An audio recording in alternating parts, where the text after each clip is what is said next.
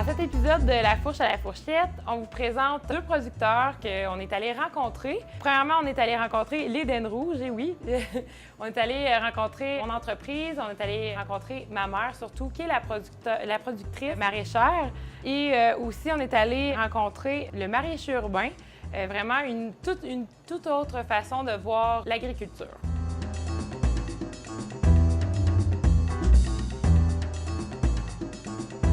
L'Éden Rouge a été acheté par ma mère en 2003. Au départ, cette entreprise-là comptait seulement 3 serres. Donc, il y avait 2 serres de tomates, 1 serre de concombres. Cette production-là est vendue en épicerie, les épiceries Témiscamingue, mais aussi en Abitibi-Témiscamingue. Par contre, pour répondre à cette demande-là, c'est agrandi et de beaucoup. Donc, on a ajouté 1 serre de tomates, mais c'est une énorme serre qui en compte pour environ 2,5. Donc, c'est comme si on avait pratiquement triplé la production de tomates. Et on a aussi ajouté une autre serre de concombres. Donc, celle-ci, on l'a doublée. Et avec les années, on a ajouté des nouvelles productions. On a ajouté une framboisière. C'est seulement pour la vente au kiosque, c'est vraiment pour la vente de produits frais. On a aussi ajouté une serre de laitue. Qu'est-ce qui est intéressant avec les laitues, c'est que c'est une laitue vivante. Donc, on conserve les racines. On la met aussi dans l'eau. Donc, on la vend telle qu'elle en épicerie. Donc, elle garde sa fraîcheur vraiment longtemps.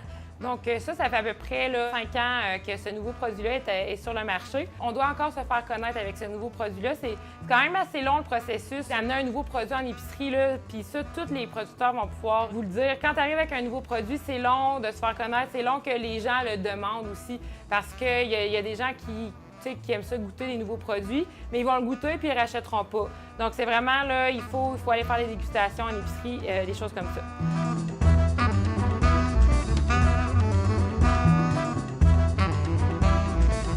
Ensuite, en 2014, j'ai joint l'entreprise familiale. Donc là, le volet vraiment transformation est arrivé. La salsa, la reliche, qu'on produit vraiment avec les surplus de production.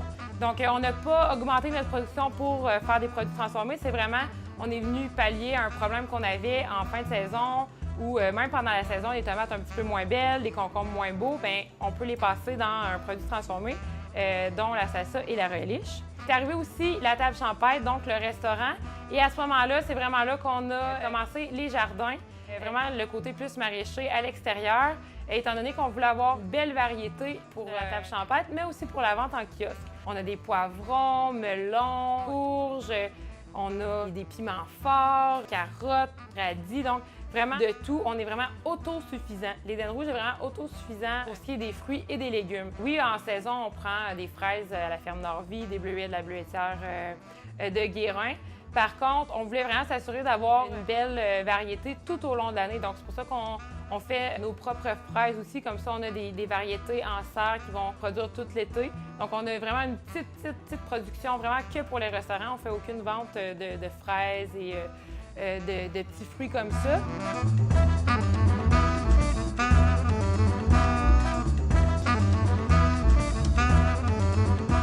Ce qui est intéressant, vraiment, à l'Éden Rouge, c'est vraiment très familial. Tu sais, il y a moi et ma mère qui sont copropriétaires, mais il y a aussi mon conjoint qui est avec moi dans le restaurant, mon oncle qui est l'homme à tout faire, j'ai un autre de mes oncles qui est le livreur, il y a ma meilleure amie qui est notre adjointe administrative. Donc, c'est vraiment quelque chose de très familial. Puis on le voit beaucoup là, dans tous les agros, le côté famille est très important parce qu'étant donné que souvent, travailles avec quelque chose qui est vivant ou tu n'as pas le choix d'être souvent dans ton entreprise, bien, le côté famille embarque de toute façon parce que tu n'as pas le choix de mettre les deux ensemble parce que c'est tellement une job de passion, si je peux dire, que les deux sont vraiment très liés.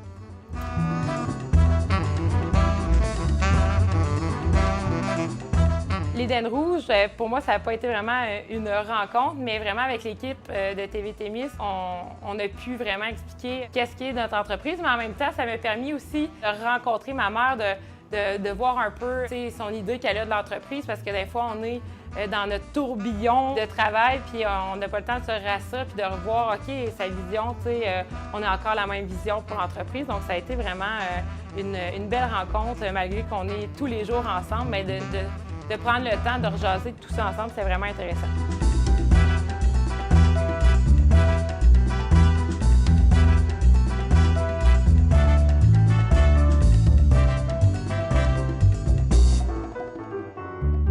producteur on est allé rencontrer ces maraîchers urbains.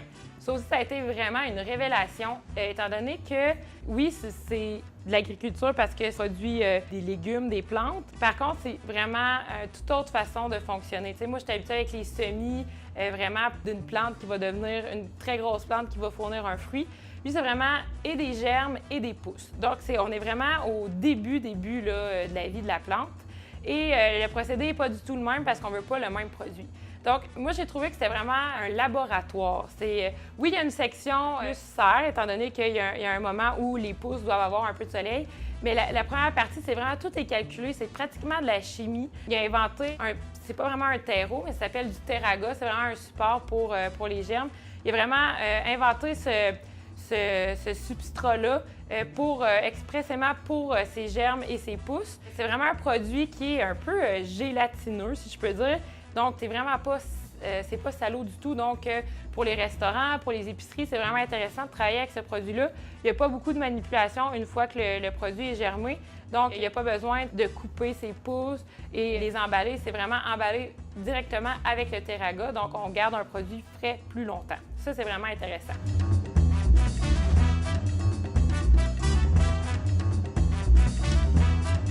Pour ce qui est des pousses et des germes, c'est vraiment deux mondes complètement différents. Les germes, c'est vraiment très, très chimie, moi, je trouve, parce que, étant donné que c'est dans l'eau constamment, il doit y avoir des tests d'eau qui sont effectués à tous les jours. Tous ces germes doivent avoir des tests en laboratoire qui doivent être faits pour être sûr qu'il n'y a pas de traces de bactéries ou des choses comme ça. Fait que c'est vraiment très pointilleux. Chaque pousse aussi a ses particularités.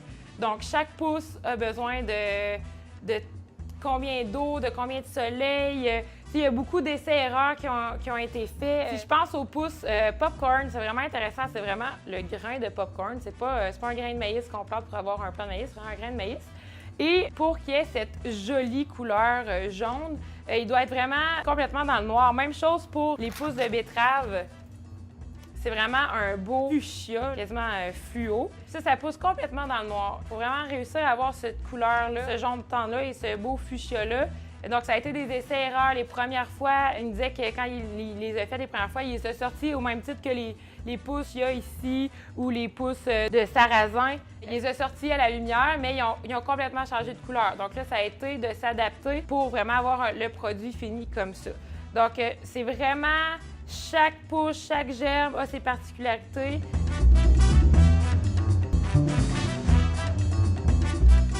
Là, il y a des semis pratiquement excessifs là, à chaque semaine, à chaque 2 semaines pour avoir une production constante. Parce que c'est environ à peu près ça, 2 semaines là, pour que la pousse atteigne le produit fini, en fait. Donc, il doit avoir vraiment un calendrier selon les commandes de ses restaurateurs, de ses épiceries aussi. Donc, c'est vraiment là, un travail continu pour ce qui est la germination et la pousse comme ça.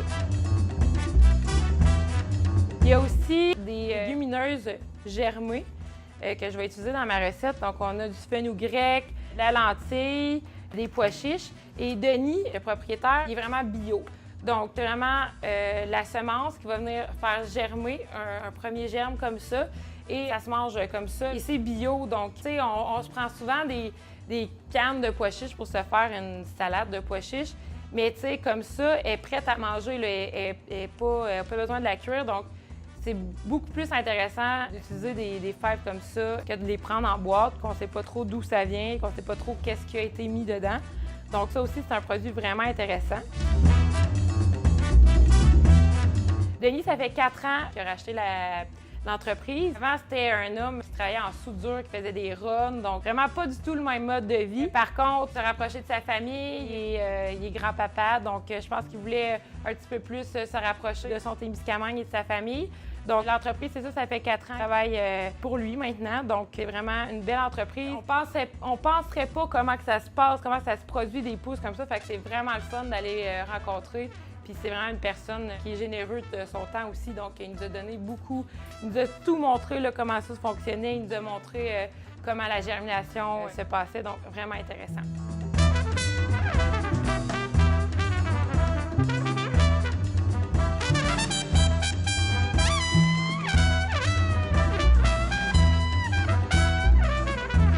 faire avec les produits d'Éden Rouge et du maraîcher urbain. Je vais faire un pain de viande un peu réinventé avec un sauté de légumineuses aux tomates. Donc, je vais vraiment utiliser le beau mélange de légumineuses germées que j'ai ici. Je vais utiliser les tomates.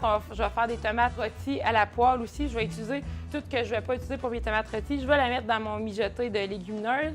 On va faire aussi des petites asperges au beurre qui sont vraiment de l'Éden Rouge. Donc ça, c'est des produits qu'on ne retrouve pas en épicerie, mais que nous, on a ici à notre kiosque de produits frais et que moi, j'utilise à la table champêtre. Pain de viande, au lieu de faire avec le ketchup, comme on connaît le pain de viande, je vais venir le faire avec la salsa de l'Éden Rouge et je vais ajouter un petit peu de beurre de pomme fait avec nos pommes ici de notre verger pour donner un petit côté plus sucré pour rappeler le ketchup. Et on va utiliser la viande de bison, des bisons du Nord. Voilà.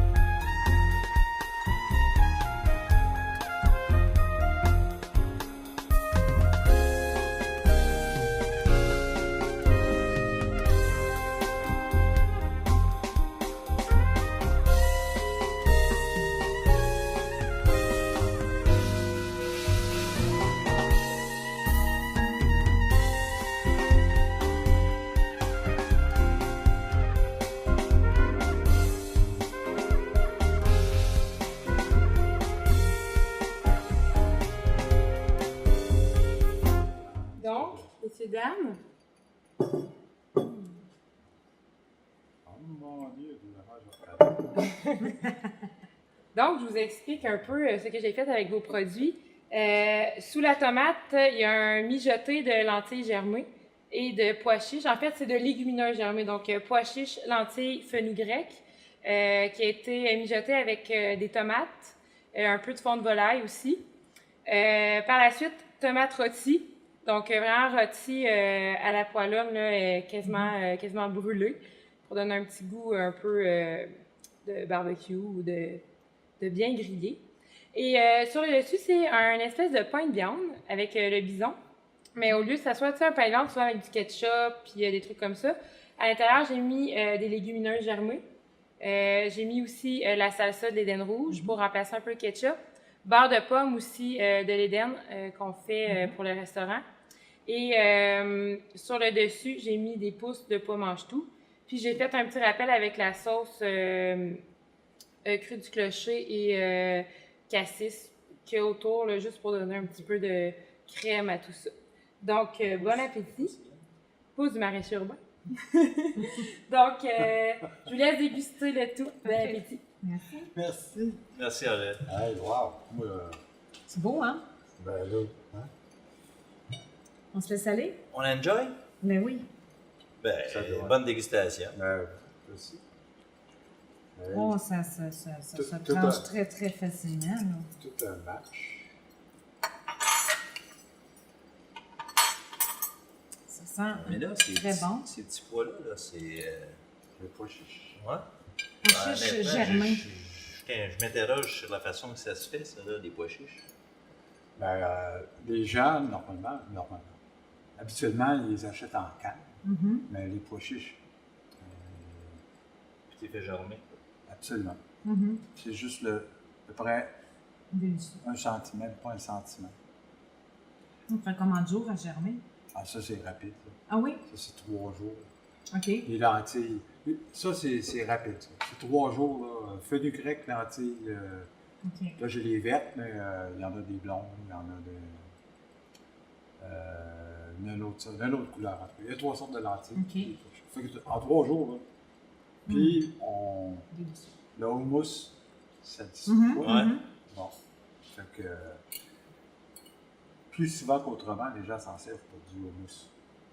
À coup, ils sont germés? Ou du houmous. Non, avant les germer. Germé comme En ça, germé on aussi. a toutes les vitamines. C'est le germe qui.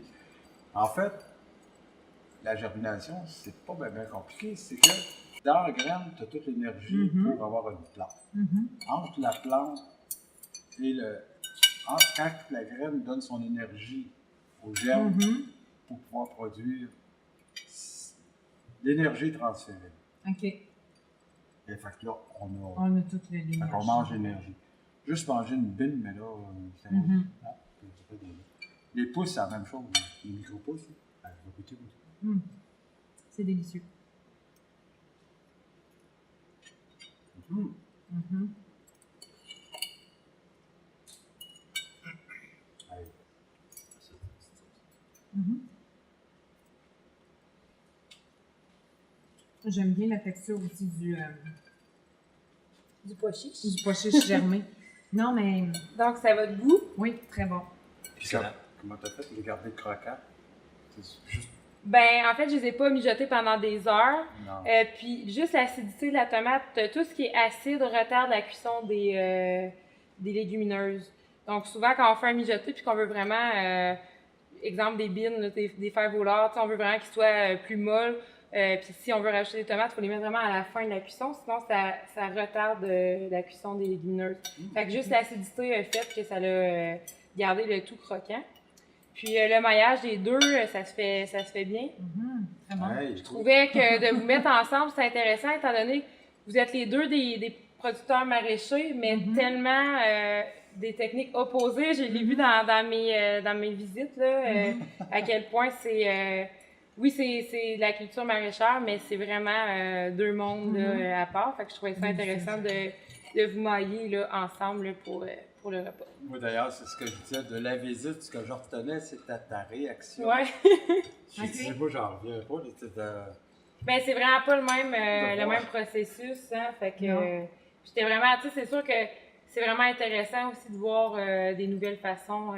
Étant quand même fille de producteur, j'ai quand même une idée de ce que c'est la production, mais chaque production est tellement différente. J'ai trouvé ça très intéressant. Fait que je vous laisse terminer vos plats. Bonne continuité. Merci. Merci à toi. Merci beaucoup.